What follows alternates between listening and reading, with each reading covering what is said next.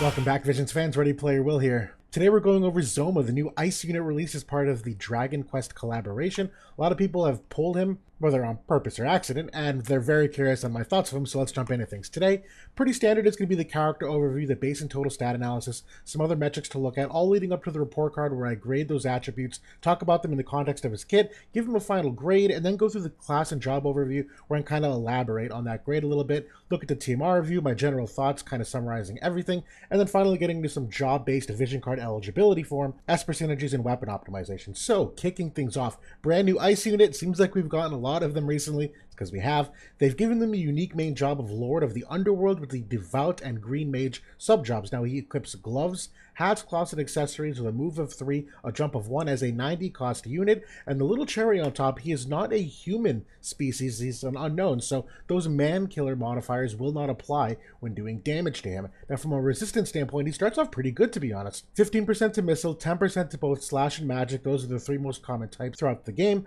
minus 5% to pierce, and minus 10% to strike. Overall, nothing to be terribly scared of. From an ailment perspective, he is a 97 faith unit, so you want to be cognizant about what he's weak to. It's 50% to Doom, 50% to Stop, and 10% to Blind. Honestly, these are not very good. Doom is the one that's obviously very niche, and his accuracy is so bad that even if he got blinded, it wouldn't really do much because he's already blind enough as it is, so that resistance doesn't effectively really change much. That's okay, we'll get more into that soon. Now from the base stat perspective, he does skew a little bit lower on the base HP side of things, which is kind of surprising because he does have some good tools for survivability in his kit that I would have thought they'd gone a little bit higher on the base HP side of things, but it's not the end of the world. From a base magic perspective, he does start on the higher side of things. Most of these top tier magic values are either A, your top tier magic damage dealers, or your top tier supports. So being in this realm of magic stats starts off in a good spot. From an agility perspective, yes, average to just slightly below average, but it's nothing terribly worrisome. The dexterity is the first real crack we see in things here, where yes, he's like literally bottom 5 in terms of dexterity, and that's very bad for his crit rate and accuracy, as we'll see soon. From a luck perspective, though, he does end up around average, maybe just slightly above average, so nothing really good nor bad. Now, when we look at these stats in the summarized form here, obviously the strengths are that magic stat, a little bit on the agility and the luck side of things. When we incorporate the board nodes, the mastery ability, things like that, we do get some relative strength here in increasing his magic stat, as well as a little bit here on the agility and luck side, but they totally chip him on the dexterity. Yes, his dexterity is that low. It is amongst the worst in the game. So they give him some good magic stats here on the mastery ability. 9 agility on the board is pretty much a little bit above average for what many other units get, and 77 luck is slightly above average as well.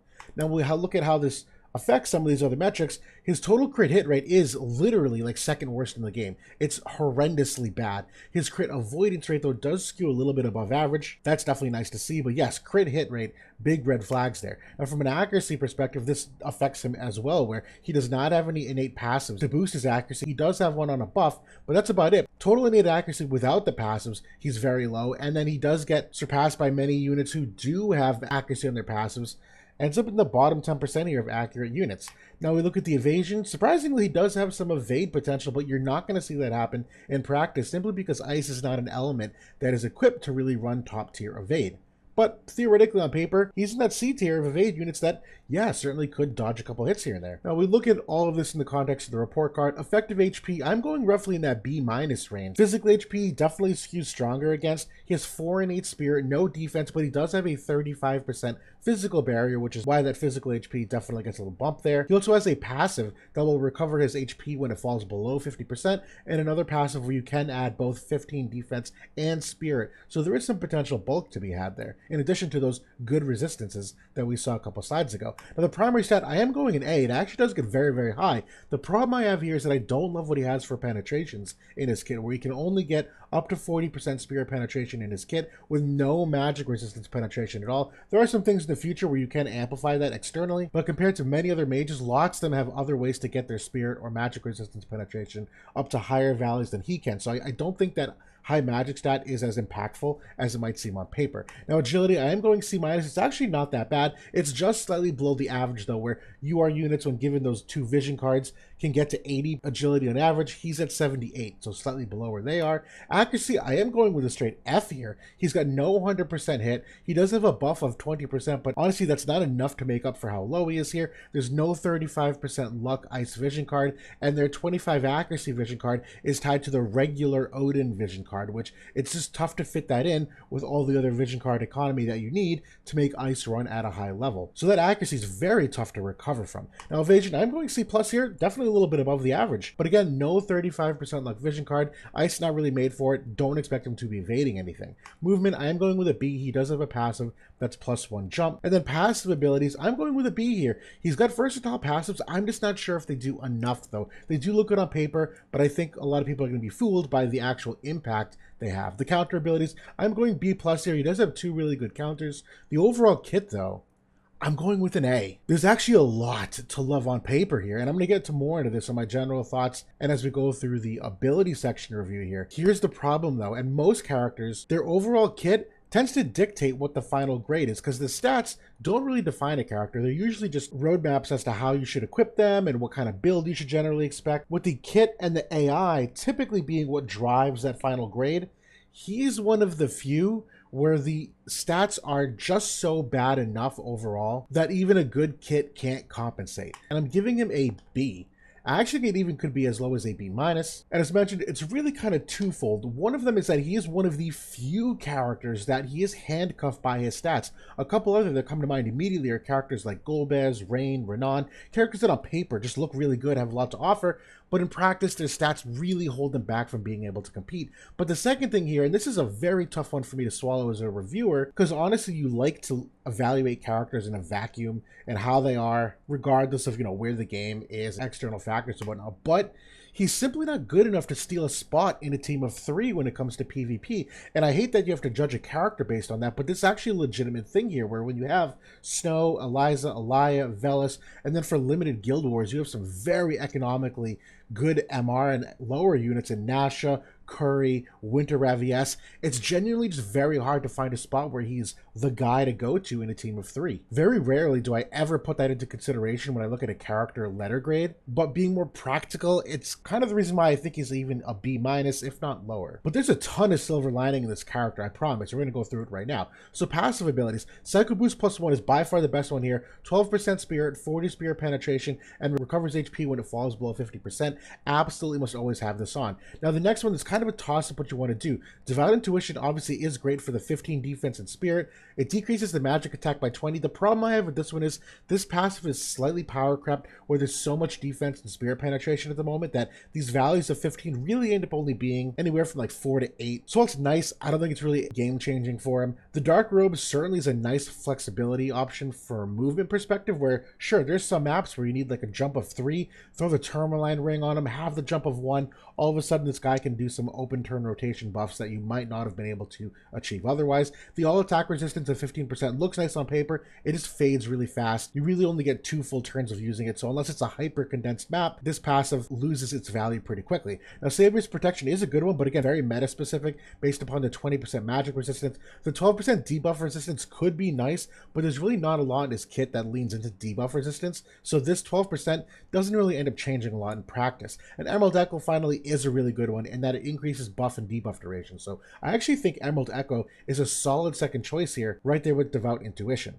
Now we look at the counter abilities. Frigid Wave is a very good counter ability. It's basically Dispel counter on steroids. It's got an extra 10% chance to proc, a much wider range to reach, and the biggest thing, not only dispelling all buffs for the person who attacked you, but it dispels debuffs for self. So if you get your defense broken or an agility debuff or a magic debuff, being able to just dispel that is very powerful to get you back to where you should be. And then Counter Cure, I've seen time and time again on characters like Dark Fina and many others, where it's basically like the Aeon Bond of 2023, where this is a very good curative ability to get your health back up. Both of these top 2 are excellent options. Now from the main job buff perspective, the one he prioritizes first is Oblivion's Presence. This is the one that gives him 35% damage barrier. It also increases max HP and HP restored. And there's a very interesting effect. It helps your teammates reduce enemy bravery by 20 upon an attack. And for what that means in terms of the modifier against physical damage types, it's roughly nerfing incoming physical damage total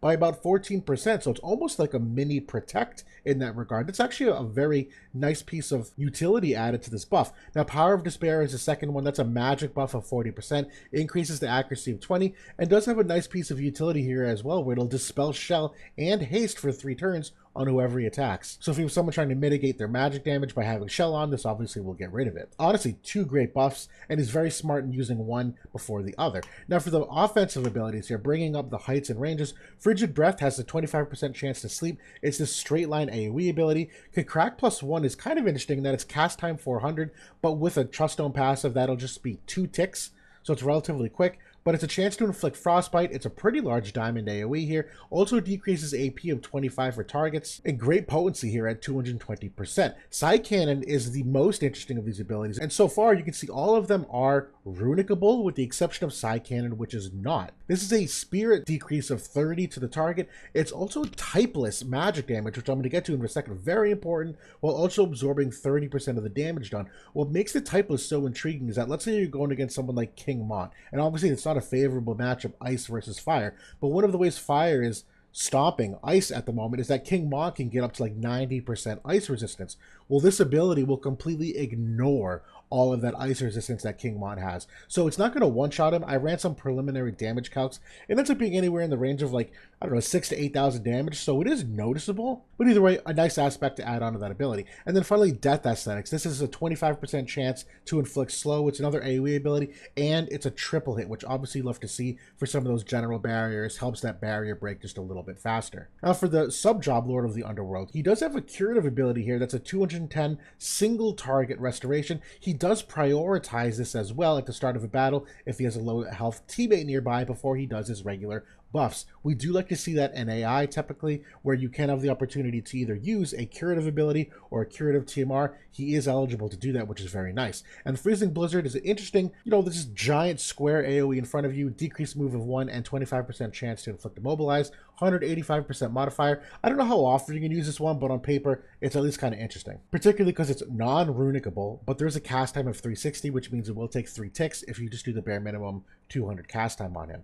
Now, the Devout Subjob, the noticeable thing about this is that it does not have the insta-heal curative ability that actually makes this job much less valuable. Now, Cura still has a time and place, but obviously much weaker than the mid-heal on the other sub-job, but this one's AoE, that one's single target, so kind of a toss-up which one's better. Out of this sub-job, I think Law of Mitigation might be interesting as a third potential buff, but you really don't see people using 3 buffs in a fight very consistently. Teachings of the Frost is fine too, but it's not really what makes the Devout sub-job strong, and Teachings of Self-Preservation here just doesn't really work from an AI perspective, so this is okay. It's not going to be as impactful as many other Devout sub-jobs though, which brings us finally to Green Mage here, where on paper this is again another great job, particularly for PvE here, where defense and spirit breaks of 40 certainly are impactful, particularly because of how large that diamond AoE is. And then Vitalize, 40% agility is kind of like a mini haste as well. I do like the perspective though that because he is so inaccurate, there are opportunities when going against evade units that he will opt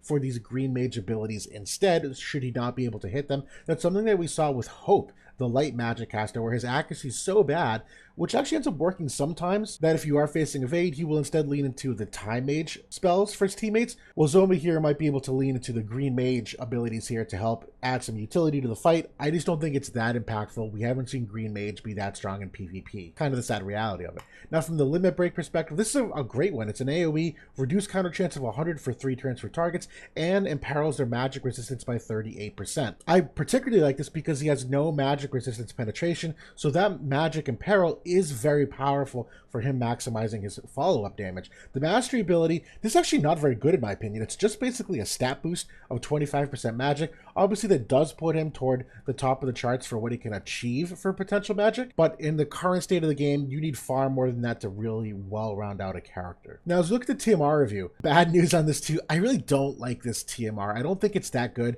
There's some people that might get use out of it from Trials of Reckoning because of the magic stat on here when you try to min-max some of those high scores. And the only upside I really see in this ability is the 15% strike resistance. And even then, that's probably a far ways away where you're really worried about strike damage that you would use a whole turn to give 15%. The reason why I don't like this ability is because it overlaps so heavily with the Nightblade buff that everyone and their mother has, because Nightblade is one of the most popular sub-jobs in the game. So this one is 25% instead of 15% for Pierce and Missile, so you get that overlap. It's the same AoE shape, so it's the same movement. It's actually more TP, which is a good thing because it means you generate more AP from it. So I just don't see the upside in the Zoma's necklace other than the 15% strike, which is supremely niche. So yeah, big thumbs down on this TMR, unfortunately.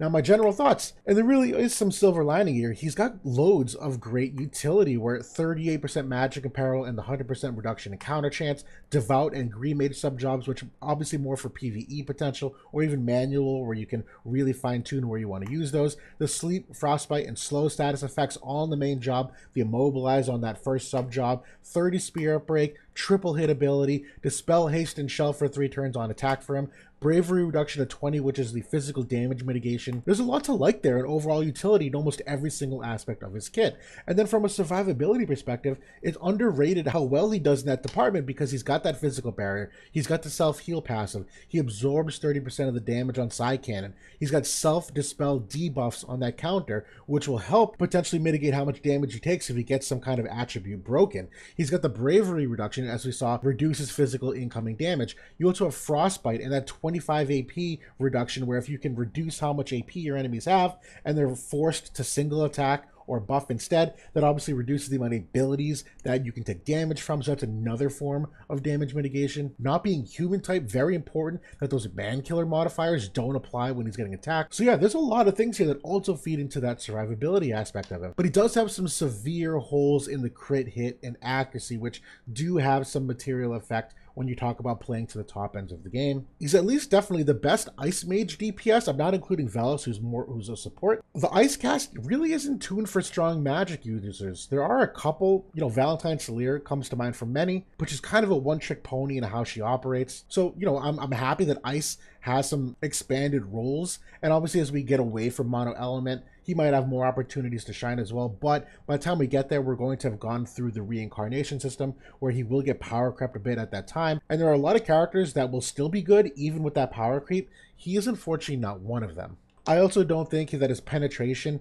fares well with what other mages have typically for upside potential. I will say though, I do think many people are overreacting to just how bad he is. He's really not a bad unit. He just gets bumped down because Ice isn't really built for what kind of character he is, and it's hard to really make a case for him to take the place of one of the others. Doing this whole review though, I will say though, I did get kind of Golbez vibes from him, but they were the kind of characters where they look really good on paper, but in practice there are just certain things that hold them back from really competing at the top levels that you would hope for in many of these units. Now, as you look at which job-based vision cards he will be eligible for, this is one thing where the glove equips do have some upside within the future, where currently they've gotten Swan-like Race. This card will not help him at all. The missile resistance is cool, but that's about it. The attack means nothing. The crit damage means nothing because he's not critically hitting that often. But in the future, there's like 4 other vision cards here. We're getting the Slime vision card next week, which is a decent one here. 15% agility, very noteworthy. 24% slash resistance and magic attack. So this is a card that he could certainly benefit from. There's also the Full Metal Alchemist Roy Mustang card in the future that has the Pierce resistance, the magic attack resistance penetration,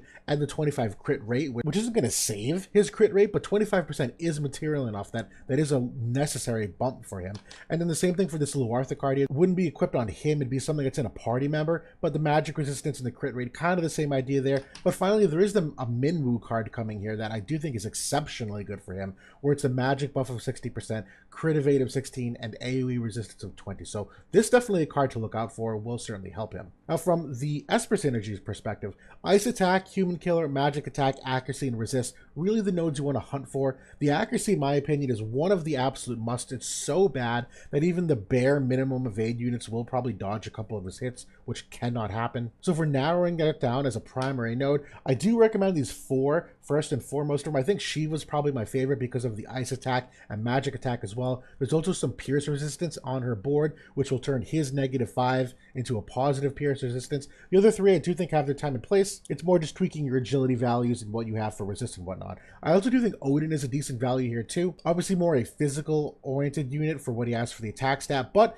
he's got all the board nodes that you want and he's still got the same agility as Shiva, so there's some flexibility to be had there. And then finally, Freezes and Bahamut are always good choices here too. Freezes has the Ice Attack, the Spirit, the crit evade, whole bunch of good things. And Bahamut obviously is the highest damage potential Esper. So if you are just trying to straight up min-max his damage, Bahamut is still the best here, but I do think Bahamut leaves some gaps in what you need to do to kind of round him out.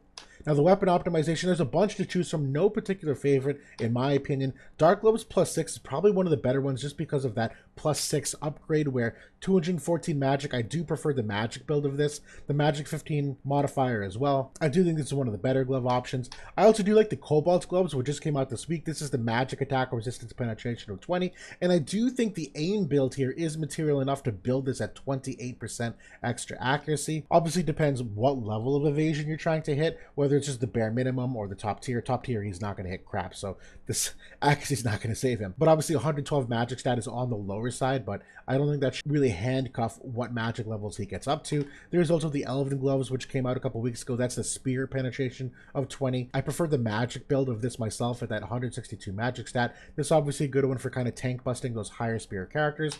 And then finally, Lady's Cuff Claws is a good TMR recommendation, where kind of similar to the Elven gloves, it's that spear penetration, still retains some of that magic stat, so that if you are trying to be creative with the slot 1 and 2 equipment, this is a great TMR option to not notice any kind of offensive damage drop off. And that's the Zoma review in a nutshell. Again, there's a lot of things that, yes, you should kind of sigh and be disappointed in, but there are some silver linings here to his character as well. Hopefully I've done enough here to kind of point those good things out. And honestly, for the majority of the latter, I'm sure a lot of you will still get usage out of him. It's also just a kind of a poor timing at the moment where Fire is about to see a nice big increase in its meta viability. So Ice is kind of on the downhill. It's still going to be very good, but Zoma is not one of those characters that maintains Ice at its competitive level. So that's all my thoughts. In the meantime, thanks for watching, everybody. Comments, critiques, criticisms, questions, always in the comment section below. Love interacting with you all, and I'll talk to you all soon.